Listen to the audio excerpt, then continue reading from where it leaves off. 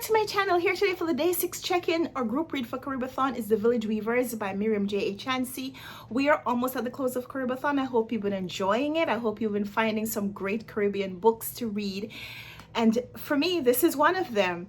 The Village Weavers by Miriam J. A. Chansey is different from what I was expecting because, among other things, it is highlighting some of the politics and the issues between the Dominican Republic and Haiti over the years.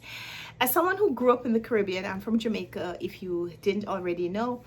As someone who grew up in the Caribbean and knows just the teeniest bit of Caribbean history, I have to say this book highlights some things that I was not aware of. And so even though this book is not historical fiction, it is history and it is fiction and it is very well done. The characters are beautifully drawn to the point where I'm not always sure who I'm sympathetic with. But this section was particularly interesting for me because there's a new character. It's not even to love, but it's a new character to become enamored with. So we know in the earlier chapters that Gertie was a victim of prejudice within her own family, because even though her family was an affluent, fair-skinned family, she seemed to have inherited the darker complexion coming down the line, and she was treated differently by the members of her family. Her mother singled her out and called her out of her name, and her siblings, they seem to discriminate against her in lots of ways, not just because of her skin color, but maybe also because of her position in the family, all of that. But I say that to say Gertie grew up probably thinking that she was different from them, not just in how she appeared, but also in her behavior.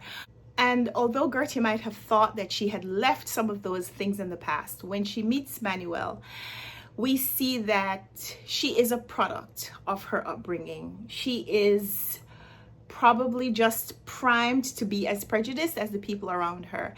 And so I love this section because it gets us to a place where Gertie is growing because of having met someone who maybe challenges her, but it's not that person forcing her to become something for them. So I really enjoyed the way Miriam J. A. Chansey writes this relationship.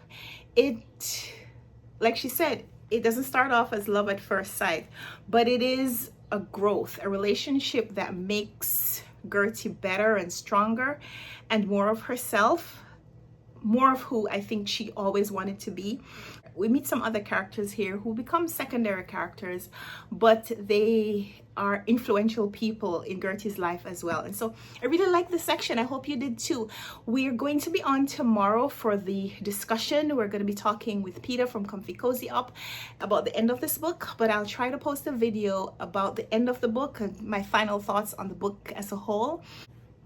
There's a mosquito in here. If you finish reading the book before we go on live, then definitely join us. And I promise we won't spoil the end of the book just in case you're a few pages behind. So I hope you enjoy the rest of CaribAthon, and until we come back for another video, happy reading. Bye!